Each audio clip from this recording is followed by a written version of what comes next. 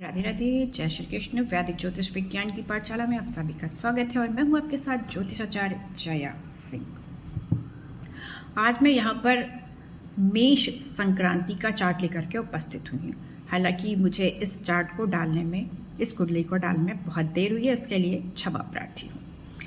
देखिए, मेष संक्रांति 4 मुख्य संक्रांति में से एक होती है जो पूरे वर्ष महत्वपूर्ण रोल प्ले करती है पूरे देश की पॉलिटिकल, प्राकृतिक, राजनीतिक, सामाजिक, आर्थिक विकास और निगेटिव चीज़ों के लिए भी। तो उसमें से मकर संक्रांति, मेष संक्रांति, कर्क संक्रांति और तुला संक्रांति होती है। तो ये बहुत महत्वपूर्ण हो जाती है और चूंकि इस बीच में बहुत सारी चीज़ें बहुत तेज़ी से बदल रही थी, चेंज हो रही थी, तो उसे बनाने में मुझे थोड़ा सा टाइम लग गया। ये जो मेष संक्रांति है वो 14 अप्रैल 2025 को 3:22 पर स्टार्ट हो रही है। तो ये जो है वो ऐसे देखें तो 00 आवर्स से मंडे का दिन शुरू हो जाता है, परंतु हमारा जो दिन है वो सूर्य उदय के साथ ही बदलता है। तो ऐसी परिस्थिति में हमें रविवार का ही दिन मिल रहा है और वैशाख मास में यह संक्रांति हो रही है। कृष्ण पक्ष की प्रतिपदा तिथि है और स्वाति नक्षत्र है इससे, और वज्र नामक योग बना हुआ है और कौलो नामक करण बना हुआ है। भद्रबाहु संहिता के अनुसार मेष संक्रांति, मेष राशि स्वर्ण के लिए भी जानी जाती है और स्वाति नक्षत्र यदि वैशाख मास में उस दिन संक्रांति होती है तो जो स्वाति नक्षत्र है उसकी क्वालिटी 0 हो जाती है, ऐसा भद्रबाहु संहिता में दिया गया है। भद्रबाहु संहिता के अनुसार यह भी है कि कोई भी संक्रांति यदि रविवार, शनिवार और मंगलवार को होती है तो राजा को विक्रय होता है, अनाजों और तेलों के दाम बढ़ते हैं, पदार्थों के दाम बढ़ते हैं। और यदि मेष संक्रांति रविवार को हो तो ऐसे में अनाज के दाम बढ़ते हैं और साथ ही साथ इति भीति आतंक रहता है। इसका मतलब ये कि प्राकृतिक आतंक के साथ साथ मानवीय आतंक का भी हमें सामना करना पड़ता है। देखिए, यहाँ पर हम लोग स्पष्ट तौर पर हम देख सकते हैं कि पहले रामबन में अभी जल्दी ही मेष संक्रांति के बाद बहुत तेजी से लैंडस्लाइड हुई और पूरे ही क्षेत्र को एक तरह से देखा जाए तो बहुत बड़ी त्रासदी का सामना करना पड़ा। उसके बाद ही अभी 22 अप्रैल 2025 में आतंकवादी घटना घटी पहलगांव में, जो कि बहुत ज़्यादा शर्मसार करने वाली है मानवीय जगत को। किस तरह से आतंकवादियों ने धर्म का नाम लेकर के, धर्म को पूछ कर गोलियों से मारा है लोगों को। मेरी उन सभी के लिए, उन सभी के परिवार के लिए बहुत बहुत संवेदनाएं हैं। तो आज हम ये समझेंगे कुंडली के माध्यम से कि क्या क्या चीज़ें हैं और किन किन चीज़ों को दिखा रही है ये संक्रांति। देखिए, ये जो संक्रांति है वो बाराह पर सवार होकर के आई है और इसका जो उपवाहन है वो बैल है और ये हरित रंग की है। और ये जो संक्रांति है ये पीड़ा देने वाली है। तो जैसे ही ये शुरू हुई है उसके साथ ही साथ पीड़ादायक घटनाएं लगातार कंटिन्यूअस कुछ ना कुछ सुनाई दे रही हैं, जिसमें से नॉर्थ एरिया सबसे ज़्यादा एक्टिव है और ईस्ट का, जिसमें वेस्ट बंगाल आता है, जहाँ पर वक्फ बोर्ड की के जो उसके कानून में संशोधन हुआ है उसके खिलाफ जो मुस्लिम तबका है वो उसका विरोध करने के लिए हिंदुओं पर वेस्ट बंगाल में अत्याचार करता है। साथ ही साथ यहाँ पर जो लैंडस्लाइड हो रही है वो रामबन में हो रही है, जो कि नॉर्थ एरिया है। और अब पहलगांव में इतनी बड़ी घटना, दर्दनाक और हमारे राष्ट्र के लिए शर्मसार करने वाली घटना, ये दोनों ही नॉर्थ में हो रही हैं। तो इसे हम कुंडली के माध्यम से समझेंगे और ये समझेंगे कि क्या इसके और क्या क्या चीज़ें हैं। एक तो और एक जो इम्पॉर्टेंट चीज़ है कि यहाँ पर सोने के दाम भी बढ़े हैं और बहुत ज़्यादा बढ़ गए, 98,000 पर 10 ग्राम्स है। तो ये क्या ये ऐसे ही बना रहेगा या इसमें कुछ दिक्कत कमी आएगी? देखिए, यहाँ पे इस समय क्या है कि सारे ग्रह जो हैं वो चर राशि में ज़्यादातर हैं। ऐसी कंडीशन पे और मेष संक्रांति में स्वर्ण के दाम बढ़ते हैं तो साथ ही साथ उसके घटने की भी संभावना रहती है। तो मई के आसपास 14 मई के बाद जब ये संक्रांति, दूसरी संक्रांति वृषभ संक्रांति स्टार्ट होगी, तो डेफिनेट कंडीशन है कि एक बार फिर स्वर्ण के दाम में गिरावट देखी जा सकती है। तो जो स्टॉक मार्केट है वो ऐसे ही चलने वाला है, कभी ऊपर कभी नीचे, अप एंड डाउन लगा रहेगा, लेकिन ऐसे देखा जाए तो कोई नेगेटिव नहीं मुझे दिखाई देता है।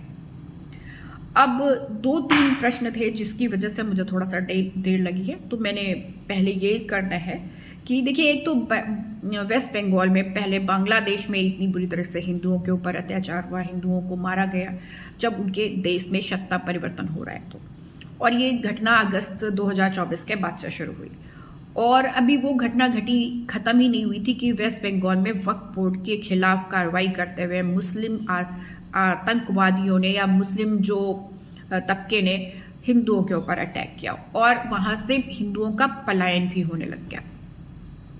तो ये एक तरह से देखा जाए तो ये भी बहुत दुखद है और मैं इसी पर काम कर रही थी कि क्या ममता बनर्जी की सरकार पर प्रश्न चिन्ह उठ रहे हैं। क्या ममता सरकार जो है वो वहां पर काम करने में अक्षम है और क्या वहां पर राष्ट्रपति शासन लागू हो सकता है। तब तक ये रामबन की घटना घट गई तो हम इसे थोड़ा सा समझेंगे और फिर मैं डिटेल वीडियो नेक्स्ट टाइम दूसरे वीडियो में करूंगी पहलगांव पे। तो पहले हम यहाँ पे समझते हैं वेस्ट बंगाल को। तो यहाँ पे देखिए डेफिनेट कंडीशन है कि ईस्ट का जो एरिया है वो अभी भी बहुत अधिक संवेदनशील है और जब बांग्लादेश के चार्ट पर, जब मैंने वेस्ट बंगाल के चार्ट पर जब मैंने काम किया तो वहां पर मैक्सिमम टाइम पर राष्ट्रपति शासन लागू हुआ था, क्योंकि जब भी वहां पर कोई सत्ता में आता है तो वो एकाधिकार रूप से कार्य करता है, प्रजातांत्रिक ढंग से कार्य नहीं करता है।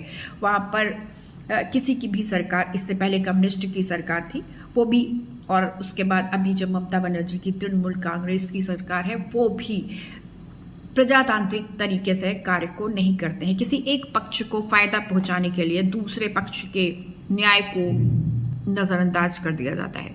तो क्या ये चीजें ऐसे कंटिन्यू रहेंगी या वहां पर शासन लग सकता है, राष्ट्रपति शासन? तो यहाँ मेरे हिसाब से राष्ट्रपति शासन लगने के चांसेस बने हुए हैं। बहुत सारी चीजें, बहुत सारे परिवर्तन यहाँ हो रहे हैं, तो डेफिनेट कंडीशन है कि बांग्लादेश में राष्ट्रपति शासन लागू होगा। लेकिन उससे पहले मैं थोड़ा सा एक चीज़ और बता दूं अपने गुरु श्री KN राव सर जी की, जो कि उन्होंने बताया था 2025 में स्टार्टिंग के साथ ही साथ कि 1946 में अगस्त में डायरेक्ट एक्शन डे प्लान करा था मुसलमान वर्ग ने और प्लान तरीके से हिंदुओं का नरसंहार किया गया था और लगभग वैसी ही सिचुएशन फिर से भारत में बन रही है। इसको हम लोगों को पहले से आगाह किया था और वही चीज़ अभी सामने दिखाई देती है कि वक्फ बोर्ड का विरोध करते करते कब हिंदू का विरोध करने लगते हैं, क्वेश्चन मार्क इस पे लगता है। और ये कहाँ से कहाँ क्या क्या चीज़ें हैं और क्या इसमें कोई विदेशी षड्यंत्र है या किसी और चीज़ की संभावना दिखाई देती है या इसमें किन किन चीज़ों को हमें ध्यान रखना चाहिए, तो ये आइए हम कुंडली के माध्यम से समझेंगे। देखिए, ये जो कुंडली है वो कुंभ लगन की उदय होती है और जो लग्नेश हैं वो शनि बनते हैं और वो द्वितीय भाव में स्थित हैं शुक्र और बुध के साथ में और राहु के साथ में। तो राहु के साथ में है तो पीड़ादायक होते हुए भी बुध और शुक्र के साथ में है तो शुभ प्रभाव में है। तो एक तरह से कहा जाए कि इतना खराब हमारे लिए मेष संक्रांति नहीं है।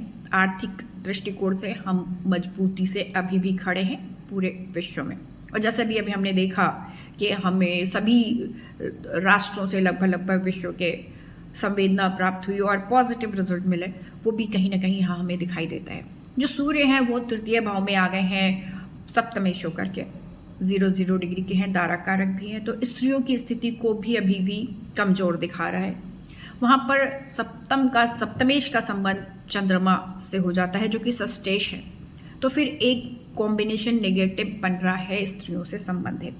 7th हाउस सिंह राशि पाप कर्तरी में है और मैंने जब चैत्र प्रतिपदा शुक्ल प्रतिपदा का चार्ट किया था तब भी मैंने कहा था कि किसी महिला की सत्ता जा सकती है और या फिर राष्ट्रपति शासन लागू हो सकता है।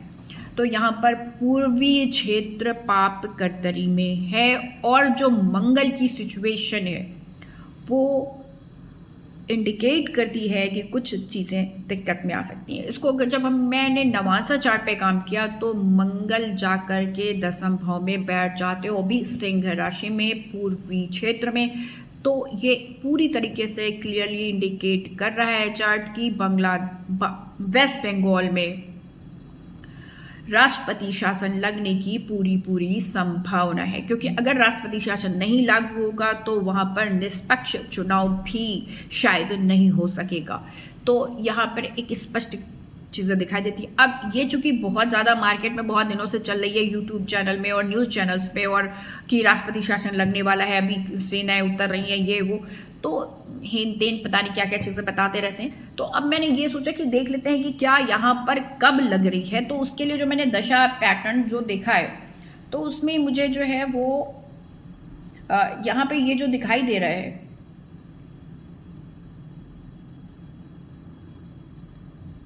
20 तारीख से लेकर के बहुत ज़्यादा खराब कंडीशन मई 13 तक दिखाई देती है, जिसमें से मैक्सिमम जो खराब टाइम है वो शुरू होता है 2 मई से। तो 2 मई से लेकर के और फिर 10 मई तक का जो पीरियड होगा ये बहुत ज़्यादा महत्वपूर्ण है। इसके बीच में ऐसी संभावना हो सकती है कि राष्ट्रपति शासन